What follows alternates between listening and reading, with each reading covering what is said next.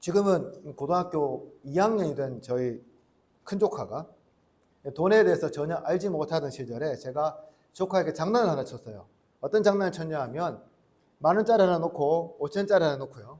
어느 거 가져갈래? 라고 물었습니다. 제 조카가 어느 거 택했을까요? 5,000원짜리를 계속 잡는 거예요.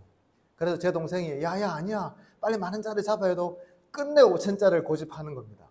그래서 막 같이 웃다가 10,000원짜리도 같이 주고 5,000원짜리도 같이 주고 한 그런 기억이 있습니다. 제가 그래서 우리 요엘이한테도 장난 한번 쳐봤거든요. 5만원짜리 놓고 10,000원짜리 놓고 어느 거 가져가려니까 10,000원짜리 있을 거 가져가드릴게. 왜 그랬을까요? 이 아이들은 돈을 선택하는 기준은요 진짜 가치가 아니라 자기 눈에 보기 좋은 거 예쁜 그림을 가져가기 때문이죠. 자기들은 돈을 쓸 일이 없기 때문에 그냥 보기에 좋은 것을 선택하고 그것으로 만족하는 것이 아이들의 모습이라는 겁니다. 작년인가요? 굉장히 인기를 끌었던 드라마 중에 재벌집 막내 아들이라는 드라마 있습니다. 혹시 보셨습니까? 아무도 안 보셨군요. 예, 저는 봤습니다. 재벌집 막내 아들이라는 그 드라마에 보면 사실 내용은 이런 거거든요. 대기업 직원이 어떻게 저떻게 해서 재벌 창업주의 막내 아들의 아들로 태어나면서 이야기가 시작이 됩니다. 이 아이가 그 초등학교 3학년인가 4학년 되었을 쯤에 이 창업주 할아버지가 굉장히 큰 고민이 하나 있었거든요. 그런데 그 고민을 이 아이가 해결을 해줍니다. 그러니까 할아버지가 기특하다고 선물을 주겠다고 하는 거예요. 어떻게 생각하겠습니까? 어린아이니까 용돈 좀 받고 말겠지라고 생각을 했는데 이 아이가 뭘 요구하냐 하면 할아버지 저 밑에 있는 분당 땅 저한테 주세요. 사주세요. 그렇게 얘기를 해요. 분당, 그러니까 할아버지 뭐라냐면 야, 저 분당은 옹기나 굽고 쓸모없는 땅인데 왜 하필 분당 땅이냐라고 하면서 제가 이게 한 5만 평 사주면 되나 이렇게 이야기했던 것 같아요. 그래서 할아버지의 선물로 이 친구가 분당 땅 수만 평을 소유하게 됩니다. 나중에 이 친구가 자라서 대학생이 되었어요. 그러니까 여러분 잘 아는 것처럼 분당이 크게 개발이 되어서요. 이 아이가 대학생이 되기도 전에 무려 100억이 넘는 현찰을 보유하게 되는 그런 이야기입니다. 그 땅의 가치가 시간이 지나면서 그렇게 뛸 것을 정말 돈 냄새를 잘 맡는 재벌 창업주조차도 생각하지 못했던 것인데 그 가치를 그 어린애가 봤다는 거죠. 제가 그래서 너무 궁금해서 그 소설을 직접 구해서 읽어봤습니다. 결말도 다르고 내용도 좀 차이가 있긴 했는데 주된 내용은 이런 거예요. 이 친구가 똑똑한 상태에서 과거로 돌아가서 자기가 가지고 있는 지식 가지고 돈을 버는데 어떤 방식으로 돈을 버냐 하면 지금은 엄청나게 비싼 가치가 된 미국의 구글이나 이 아마존 같은 그런 회사들이 정말 스타트업 크게 되기 이전에 그러니까 주식을 상장하기 이전에 그 주식들을 몽땅 쓸어 담아서 엄청난 부자가 되고요. 그래서 그 돈을 가지고 할아버지가 일군 순양그룹을 차지하게 된다는 이야기가 그 골자예요. 여러분이 만약에 IMF 이전으로 돌아갈 수 있다면 여러분 무엇을 가지고 돌아가고 싶습니까? 여러분 생각해 보신 적 있습니까? IMF가 1997년 제가 군대 갔을 때 터졌거든요. 그때로 돌아간다면 뭘 가져가시겠습니까? 혹시 여러분 로또 번호 막 다 적어서 가져가고 싶지 않으십니까? 근데 그러면 큰일 납니다. 예. 왜 안 될까요? 로또는 2001년도에 나왔어요. 예. 어제 그저께인가 금요일 날 제가 이게 축제한데 한번 가봤거든요. 그때 앵두걸스라는 그룹이 나와서 로또만 대봐라 로또만 대봐라 방도를 부르던 기억이 나는데 여러분 로또를 97년도는 가져가시면 안 된다는 것만 알고 계시면 될 것 같습니다. 농담이고요. 그렇습니다. 우리가 살아가다 보면 정말 진가를 알아보지 못하고요. 그냥 눈에 보이는 좋은 것에 마음을 빼앗기고 그것을 신뢰할 때가 참으로 많습니다. 그러다가 나중에는 왜 그런 선택을 했을까라고 후회하고 땅을 치는 경우들을 우리가 종종 경험하게 된다는 거죠. 오늘 본문에서 우리는 전쟁으로 인한 풍전등화에 처한 그런 위기에 처한 유다의 상황을 보게 됩니다. 이사야가 사역하던 당시 이 남유다 땅에는 나라가 망할 뻔한 위기가 2번이 있었는데요. 하나는 뭐냐 하면 오늘 본문에 등장하는 이 지금 시리아죠. 이 아람 왕과 그 다음 이스라엘 북쪽에 있는 북이스라엘 왕이 연합을 해가지고 이스라엘을 공격해서 한번 망할 뻔했고요. 두 번째는 히스기야 왕 때에 아수르가 직접 침략해서 유다가 망할 뻔했습니다. 그런데 그 위기를 무사히 넘기게 되긴 해요. 오늘 본문은 바로 첫 번째 위기가 일어나기 이전의 상황에 어떤 일이 벌어졌는지에 대해서 말씀하고 있습니다. 자, 여러분, 전쟁의 소문이 돌기 시작하면 어떤 일이 벌어지게 될까요? 세상은 흉흉해지고 사람들은 혼란에 빠집니다. 전쟁을 피하기 위해서 피난을 가거나 그렇지도 못한 사람은 자기가 살 방법을 여러 가지로 모색해 보게 되지요. 그렇다면 남유다 백성들의 반응은 무엇이었을까요? 그들이 정말 믿던 하나님 의지하고 그래 마음 차분하게 하나님 믿고 기다리자라고 생각했을까요? 아니면 보통 사람들이 반응하듯이 굉장히 혼란을 느끼고 굉장히 방황하고 굉장히 어려움을 겪고 있었을까요? 오늘 본문에 의하면 이 사람들도 똑같이 요동치고 있었다고 말씀합니다. 오늘 본문 2절에 보시면 이렇게 말씀하죠. 어떤 사람이 다윗의 집에 알려 이르되 아람이 에브라임과 동맹하였다 하였으므로 왕의 마음과 그의 백성의 마음이 숲이 바람에 흔들림같이 흔들렸더라. 무슨 말입니까? 아람과 에브라임이 동맹을 맺었다는 소식이 왕실에 전해지자 왕과 백성들의 마음이 바람 앞에서 요동하는 숲풀처럼 흔들렸다는 것입니다. 여러분, 제가 거제도 와서 느끼는 가장 큰 충격이 있는데 뭐냐 하면 바람이 너무 세다는 거예요. 그렇죠? 특별히 지세포 바람은 어디와 비교해도 뒤지지 않을 만큼 굉장히 강합니다. 그렇죠? 정말 다른 지역에서 상상하지도 못할 무시무시한 바람 소리와 그 강함을 보면서 제가 정말 깜짝 놀랐습니다. 특별히 언제 느끼냐면 비가 올 때요. 제가 느끼는 것은 비가 올 때 이 동네는 우산이 아무 쓸모가 없습니다. 그렇죠? 얼마 전에 비가 굉장히 많이 올 때 우리 아들이 학교를 가는데 우리 집사람 따라가서 하는 말이 우산이 다 뒤비지더라 하면서 우산을 쓸 수 없어서 우리 요엘의 우산 안 뒤집어지도록 집사람이 끝에 잡고 갔다는 이야기 들었어요. 그 정도로 이곳에 바람이 셉니다. 그렇죠? 우리 집은 그래서 우산을 바꿨어요. 날이 2배로 있는 걸로. 그러니까 좀 덜 뒤집혀지더라고요. 무슨 말이냐면 이만큼 이런 바람이 불 때 여러분 나무 한번 보셨습니까? 굉장히 심하게 요동치지요. 이런 요동치는 것과 같은 그런 마음이 오늘 본문에 나타나고 있는 남유다와 왕의 그런 심령이었다는 거죠. 고상한 표현으로 그냥 이렇게 이야기한 거고요. 좀 더 실제적으로는 우리가 어떻게 표현해 볼 수 있을까요? 이러다가 나라 망하는 건 아니야라고 온갖 소동과 소문이 곳곳에서 일어났다고 우리가 쉽게 생각해 볼 수가 있습니다. 바로 이렇게 유다 왕과 유다 백성들이 이러한 굉장히 힘들고 어렵고 흔들리는 상황에 있을 때에 하나님은 그들이 찾기도 전에 먼저 이사야와 그의 아들 스알랴습을 보냈다는 겁니다. 그리고 나서 아하스 왕에게 이렇게 말하죠. 정신 바짝 차리고 침착하라고 말합니다. 그리고 나서 뭐라 말하냐면 두려워하지 말고 낙심하지 말라고 말씀하세요.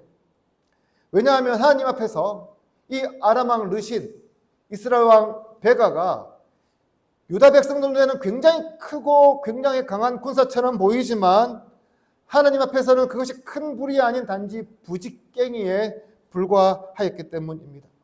여러분 부직갱이 아시죠? 불 쏘시개 이런 거. 근데 부직갱이 이렇게 쏘시다 보면 뭡니까? 불이 붙어요. 그렇죠? 한 번씩. 근데 그 불이 큰 불입니까? 아니에요. 그렇죠? 대신 부직갱이 연기는 나잖아요. 연기 때문에 눈이 맵기는 하겠지만 이것이 큰 불을 일으키거나 큰 위험이 있는 것은 아닙니다. 그런데 문제는 뭐냐면 이 부직갱이 옆에 불쏘시개 같은 거 두면 큰 불이 일어나요. 그렇기 때문에 오늘 본문에서 하나님은 아하스 왕에게 정신을 차리고 침착히 행할 것을 말씀하고 있는 겁니다. 다시 말해서 이번에 네가 어떻게 대처하느냐에 따라서 유다가 살고 죽는 것이 선택될 것이 결정될 것이라고 말씀하고 있는 거죠. 여러분 지금 이사야가 아하스에게 하고 있는 이 권면은 평화로운 중에 주는 것이 아닙니다. 강한 외적의 침공을 바로 목전에 두고 주어진 것입니다. 그러니까 지금 유다 백성들이 바람 앞에 숲풀처럼 흔들리는 것은 어떻게 보면 굉장히 당연한 것이었습니다. 하지만 이사야는 달랐다는 거죠. 어떻게 달랐습니까? 똑같은 소문을 들었음에도 불구하고 그는 두려워하지 않습니다. 왜요? 그 속에서 부직갱의 연기만 보았기 때문이었습니다. 어떻게 이사야가 이것을 보았을까요?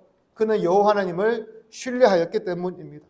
하나님을 믿으니까요, 어떤 상황에도 결코 두려워할 필요가 없었던 거죠. 그러면서 아하스에게도 자기와 똑같은 그런 믿음과 신뢰를 가질 것을 촉구합니다. 사랑하는 성도 여러분, 삶의 위기는 누구에게나 찾아옵니다. 한 명도 예외가 없습니다. 그것이 언제 어떻게 어떤 방식으로 찾아올지 모르지만 어쨌든 찾아오게 됩니다.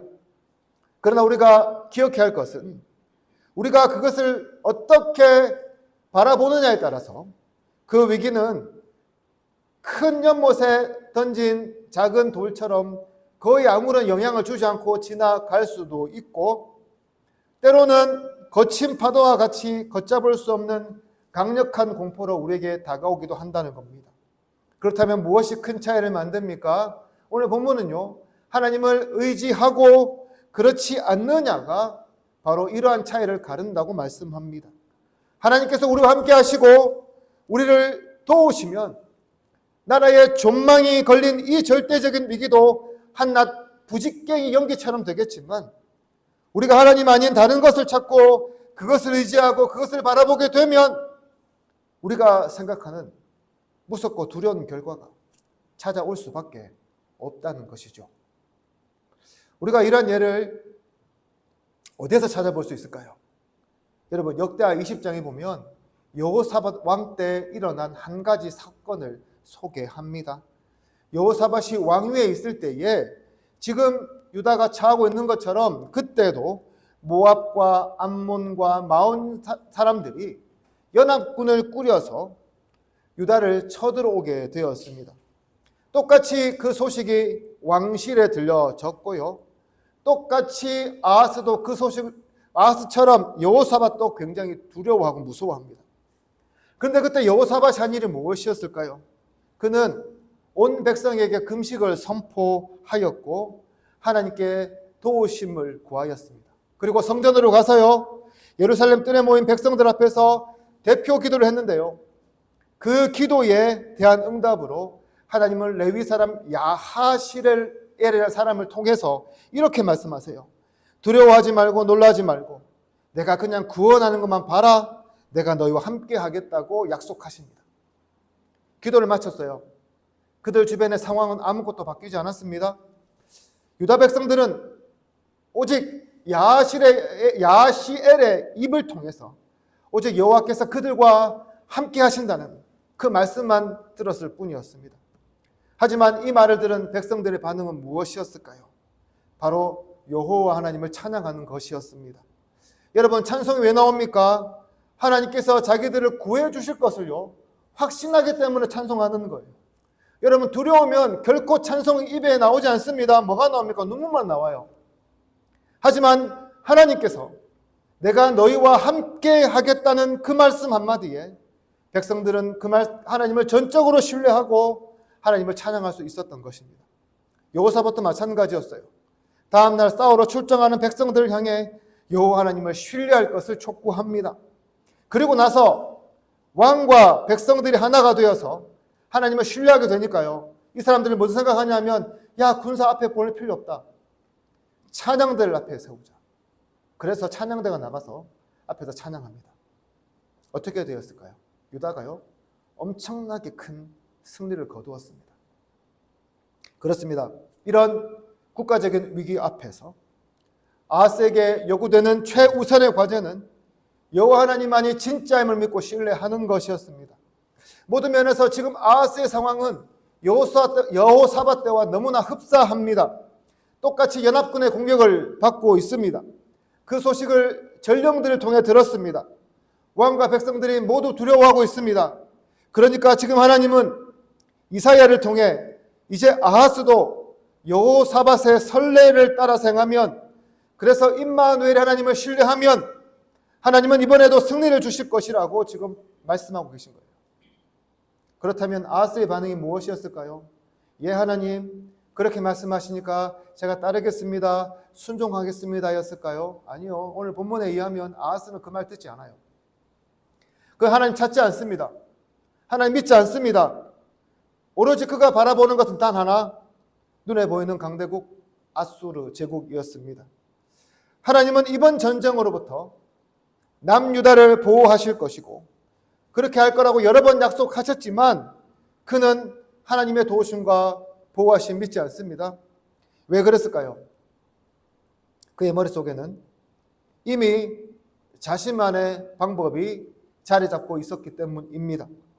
그 방법은 바로 아수르 제국에게 많은 조공을 바치며 군사적 도움을 요청하는 것이었습니다. 이뿐만이 아닙니다. 그는 예루살렘 성벽과 성안의 수로를 재정비하여 다가올 전쟁도 철저하게 준비했습니다. 그렇습니다. 그는 일단 우리가 예루살렘 성의 방비를 잘해놓고 끝까지 버티면 아수르가 와서 구해줄 거라는 그런 절대적인 믿음이 있었습니다. 그런 이유 때문에 하나님의 이 말씀을 거절하는 거예요. 하나님께서 그들과 함께 하신다는 임마누엘 징조를 보여주신다고 해도 그는 거절합니다. 어떻게 거절합니까? 12절 보십시오. 나는 여호와를 시험하지 않겠습니다 라고 말하며 거절합니다. 어떻게 보면 굉장히 믿음이 좋고 굉장히 신앙적이고요, 하나님 앞에 자기를 낮추는 겸손함을 보이는 것 같은데 이것은 그냥 거절하는 거예요. 왜 거절합니까? 하나님을 믿을 수 없기 때문에 거절한 거였죠. 대신에 그는 하나님보다 더 확실하게 보이는 아수르를 통해서 이 난국을 벗어나고자 했습니다. 이러한 사고를 보면 우리가 뭐라 할 수 없는 게요, 이것이 오늘날 우리 현대인의 사고와 너무 유사하다는 것입니다. 요즘 시대 사람들 뭘 가장 싫어할까요? 불확실성을 제일 싫어합니다. 확실한 것을 굉장히 좋아해요. 그래서 명확하게 뭔가를 대비해 놓으려고 합니다. 따라서 그런 설계를 잘 해준다는 사람들의 말을 들으면 귀가 굉장히 솔깃해지는 거죠. 국제 정서도 마찬가지입니다. 힘 있는 편에 붙으려고 하지요. 그래서 냉전 시대에 어떻게 했습니까? 소련과 미국 편에 붙어서 나라들이 줄을 쫙 섰습니다. 왜 그렇습니까? 그쪽이요, 그 편을 선택하는 것이 우리나라의 안위를 위해서 훨씬 더 확실해 보이기 때문이었습니다. 여러분, 회사들도 마찬가지죠. 중소기업이나 스타트업이 아닌 대기업과 거래하려고 합니다. 왜요? 그게 더 확실해 보이고 더 안전해 보이니까요. 이것은 우리가 뭐라 할 수 없어요. 어쩌면 우리의 본능이나 마찬가지이기 때문입니다. 아하스도 마찬가지였습니다. 우리와 똑같은 방식을 선택합니다. 그런 이유로 아하스는 정말 확실해 보이는 이 아수르 제국에 자기 나라의 운명을 맡겨버립니다. 그렇다면 아하스의 계획이 성공했을까요? 예, 성공했어요. 그것도 크게 성공했습니다. 완벽하게 성공했습니다. 아수르가 버티고 있는 예루살렘을 구원하러 군대를 보냅니다. 그 군대를 출병했던 소식에 아람에 돌아가 버려요. 그리고 나서 아수르가 아람도 멸망시켜버리고 그 좀 지나서 북이스라엘도 멸망시켜버립니다. 그런데 주변 나라들이 모두 망하는 상황에서 유다는 살아남습니다. 이것은 아하스가 믿음은 정말 부족했을지 몰라도 국제 정세를 읽는 그 눈만은 굉장히 탁월했다는 것을 우리에게 잘 보여줍니다. 그래서 어느 역사가들은 뭐라 말하냐면 이 아하스 덕분에 유다라는 나라가 100년은 더 지속될 수 있었다라고 평가하기까지 합니다. 그렇습니다. 이렇게 본다면 하나님이 아닌 아수를 선택한 이 아하스의 정책은 굉장히 탁월해 보여요. 그러나 이것이 정말 성공적이었을까요? 아니요. 얼마 지나지 않아서 아수르는 숨겨놓은 칼을 꺼냅니다. 남유다는 아수르에게 의해 멸망은 당하지 않았지만 매년 엄청난 조공을 아수르 제국에 갖다 바쳐야 했습니다. 온갖 나라 일에 간섭하는 것도 참고 견뎌야 했습니다. 당연히 백성들의 삶은 피폐해졌고 백성들의 불만은 늘어갈 수밖에 없었습니다. 그런데 이것이 전부가 아니었어요. 아하스 생각에는 영원히 큰형님처럼 자기 나라를 지켜주고 보호해줄 것 같은 아수르가 자기 아들 히스기야가 왕이 되었을 때에는 이 유다마저 점령하겠다고 군사를 출동시켰기 때문이었습니다. 사랑하는 성도 여러분, 우리가 흔히 하는 말 중에 합종연횡이라는 말이 있습니다. 이해관계에 따라서 서로 뭉치고 흩어지는, 다시 말해서 오늘의 동지가 내일의 적이 되고 오늘의 적이 내일의 동지가 되는 그런 세태를 일컫는 그런 말입니다. 그렇습니다. 여러분, 사람은 믿을 수가 없어요. 그게 가장 큰 문제입니다. 아무리 큰 도움을 준 사람도 언제든지 자신의 이익에 따라서 배신할 수 있는 것이 오늘날 우리 시대의 모습이라는 것입니다. 오늘날 여러분, 세계 질서를 한번 보십시오. 상호 방위 조약을 하고 경제 협력을 하고 온갖 도움을 다 줄 것처럼 약속하는데도 효용 가치가 없다고 생각되면, 자기의 이익에 아무 도움도 줄 수 없다고 생각하면 냉정하게 버리고 배신하는 것이 오늘날 세계의 현실입니다. 국가도 마찬가지예요. 얼마 전 최상병 특검법이 부결되었습니다. 이것이 무엇이 문제입니까? 정치적 입장을 떠나서요, 젊은 청년이 나라를 위해서 젊음을 바쳐 나라에 헌신했는데, 그래서 안타깝게 목숨을 잃었는데 그 조사나 절차가 제대로 되지 않아서 문제라는 것입니다. 그렇습니다. 나라도 우리를 지켜줄 것 같지만 때로는 정말 믿을 수 없다는 말이 나오는 그런 시대를 오늘 우리는 살아갑니다. 예전에 중국에 있을 때 사업하시는 집사님이 저한테 이렇게 말씀하셨습니다. 대기업에 납품을 하면 참 좋은데 처음에는 제가격을 주지만 시간이 갈수록 가격을 후려치기 하고, 그래도 말 안 들으면 물량 줄여버리고, 그래도 안 되면 경쟁업체 동원해서 끝까지 그것을 관철시킨다는 거예요. 무슨 말입니까? 눈에 보이는 것들, 안전해 보이는 것들, 완벽해 보이는 것들, 어쩌면 우리의 생각을 통해서 정말 탁월한 결정이었다고 우리가 생각했던 것들이 어느새 배신이 되어서 우리의 목을 겨누고 있는 것들을 우리가 심심찮게 보게 된다는 것입니다. 정말 이 선택이 후회되지 않도록 모든 노력을 다하고 정성을 다하고 힘을 다했는데도 인생에서 결코 기억하고 싶지 않은 실패가 되어서요, 평생 우리 가슴에 상처로 남을 때가 우리의 인생 가운데 있게 된다는 것입니다. 그렇습니다. 이것이요, 우리가 맞이하고 있는 현실입니다. 아무리 장고를 거듭하여 선택을 하고 열정을 쏟아부어도 여러 가지 이유로 실패한 것이 우리의 모습이라는 것입니다. 다시 본문으로 돌아가서요, 만약 아하스가 여호사밧의 길을 선택했다면 과연 어떻게 되었을까요? 유다가 여호사밧 시대처럼 다시금 영적인 부흥을 맞이하면서 하나님의 도우심을 통해 우시아 시대에 버금가는 큰 번영을 누리지 않았을까요? 전능하신 하나님, 모든 것에 풍성하신 하나님께서 그런 축복을 아하스와 유다에게 선사하지 않으셨을까요? 그런데 오늘 본문에서 아하스는 하나님의 그 축복의 기회를 자기 발로 차 버리고 말았습니다. 그것도 하나님께서 이사야를 통해서 먼저 기회를 주셨음에도 불구하고 그는 끝까지 이 하나님의 말씀을 신뢰하지 못했습니다. 정말 그가 믿어야 하는 하나님을 신뢰하지 못하고요, 눈앞에 좋아 보이는 아수르만 믿다가 결국 자기 자신도 나라도 파멸로 몰고 가고 말았습니다. 사랑하는 성도 여러분, 오늘 여러분들은 어떻습니까? 눈에 보이는 여러 가지 일들이 여러분 선택의 기준이 되고 있지는 않습니까? 정말 우리 눈에 보기에 크면 클수록, 화려하면 화려할수록, 실적이 좋으면 좋을수록, 아름다우면 아름다울수록 그것이 여러분들의 마음을 매혹시키고요. 그것이 여러분들의 눈을 사로잡아서 여러분들의 삶을 이끌어가고 있는 것은 아닙니까?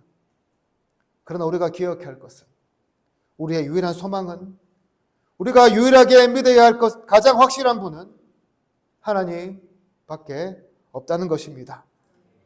사랑하는 성도 여러분, 이번 한 주간도 살아가면서 우리는 세상의 다양한 선택지 앞에 서게 될 것입니다. 아마도 악한 마귀 사탄은 선택의 기로에 선 우리 앞에 다양한 선택지를 제시할 겁니다. 그래서요, 1안이 제일 좋지만 2안도 괜찮아라고 이야기를 하면서요, 우리에게 매혹적인 방법을 골라주면서 하나님이 아닌 다른 것들을 선택하고 다른 것들을 신뢰하고 따르도록 우리의 삶을 유혹할 것입니다. 그러나 우리는 아무리 세상의 파도가 높고 전쟁의 표현이 아무리 하늘을 뒤덮어도 두려워하지 말고 하나님을 신뢰하면서 인생의 노를 저어 앞으로 나아갈 수 있어야 합니다. 그렇게 우리가 하나님을 붙들고 하나님 바라보고 나아가면요, 어느새 안전한 곳에 다다라서 안도하고 기뻐하고 있는 우리를 발견할 수 있게 될 것입니다. 그렇습니다. 우리 하나님을 신뢰하면 우리가 세상 속에서 직면하는 모든 소란과 요동과 위기는 사라지게 될 것입니다. 모든 삶의 위기 가운데 하나님께서 저와 여러분들의 삶에 한 줄기 빛이 되셔서 우리의 길을 인도해 주실 것입니다. 그래서요, 사도 바울은 고린도후서 4장 8절과 9절에서 이렇게 고백합니다. 우리가 사방으로 우겨쌈을 당하여도 쌓이지 아니하며 답답한 일을 당하여도 낙심하지 아니하며 박해를 받아도 버림받지 아니하고 거꾸로 뜨림을 당하여도 망하지 않는다라고요. 그가 왜 이런 고백을 합니까? 그렇습니다. 바울은 세상에 있는 것들이 아니라 하나님만이 그의 참된 도움이 된다는 것을 알았기 때문입니다. 하나님만 의지하고 하나님만 붙들고 나아가면 어떤 문제가 다가와도, 어떤 고통이 다가와도, 어떤 시련이 다가와도 그 문제는 문제가 되지 않는다는 것을 그는 믿었기 때문이었습니다. 그렇습니다. 우리에게는요, 진짜 도움이 되시는 살아계신 하나님이 계십니다. 우리가 부르짖을 때, 우리가 믿고 찬양할 때 우리 앞에서 우리를 위해 일하시며 도우시는 하나님이여 누구와요? 우리와 함께 계시다는 것입니다. 그러므로 사랑하는 성도 여러분, 사는 게 힘들면 힘들수록, 어려우면 어려울수록, 낙심하고 넘어지고 두려워하게 되면 될수록 눈에 보이는, 그리고 생각하기에 의지할 수 있는 그런 수단과 방법이 아니라 그럴 때일수록 더욱 하나님을 바라보시기를 바랍니다. 그럴 때일수록 이사야의 말처럼 어쩔 줄 몰라서 우왕좌왕하지 마시고 정신을 차리고 침착하게 행동하며 우리 하나님의 일하심을 바라보시기를 바랍니다. 그렇게 될 때에 어떠한 상황에도, 어떠한 환난에도, 어떤 두려움에도 우리는 흔들리지 않고요, 잔잔한 호수처럼 그 모든 어려움을 이겨낼 수 있게 될 것입니다. 사랑하는 성도 여러분, 여러분들은 지금 어떤 어려움에 직면해 있습니까? 직장의 문제 때문에 고통하십니까? 사업이나 장사가 잘 되지 않아서 고민과 걱정 속에 빠져 계십니까? 건강의 문제로 두려워하고 있습니까? 자녀의 문제로, 사람들과의 관계의 문제로, 이외 여러 가지 문제로 여러분 고생하고 걱정하고 있습니까? 사랑하는 성도 여러분, 우리 진짜 해결책은, 우리의 문제를 해결해 줄 유일한 소망은 하나님 밖에 없습니다. 어려울수록, 문제가 크면 클수록 더욱 하나님을 신뢰하고 믿음으로 나아가시기를 바랍니다.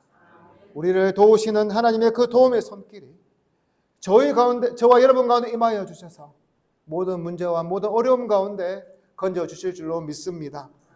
이제 말씀을 정리합니다. 오늘 우리 시대는 우리의 도움이 될 것처럼 보이는 것들이 정말 많이 있습니다.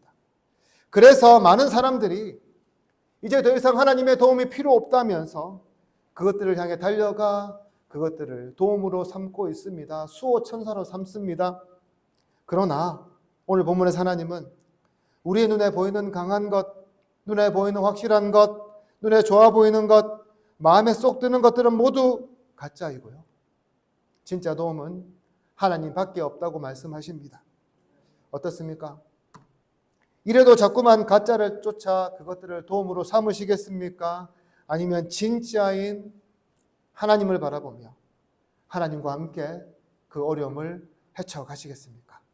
오늘 이 시간 가짜가 아닌 진짜로 우리를 도우시는 하나님을 바라보고 그 하나님만 신뢰하고 의지함으로 이번 한 주간도 모든 상황 속에서 하나님 때문에 안전하고 승리하는 걸음을 걸어가시는 저와 여러분 되기를 주님의 이름으로 축복합니다.